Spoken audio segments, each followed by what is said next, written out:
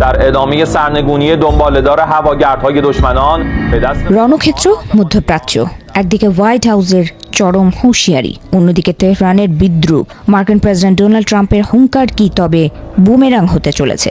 মাত্র 48 ঘন্টার আলটিমেটাম ফুরিয়ে আসার আগেই বিশ্ব রাজনীতিতে শুরু হয়েছে এক নজিরবিহীন বাদানুবাদ। বিশ্বের অন্যতম প্রধান জ্বালানি পথ হরমুজ প্রণালী নিয়ে তুঙ্গে পৌঁছেছে টানাপোড়েন। কয়েকদিন আগেই প্রেসিডেন্ট ডোনাল্ড ট্রাম্প স্পষ্ট জানিয়ে দিয়েছিলেন, যদি 48 ঘন্টার মধ্যে ইরান এই সমুদ্রপথ খুলে না দেয় তবে ইরানের বিদ্যুৎ পরিকাঠামো গুঁড়িয়ে দেওয়া হবে।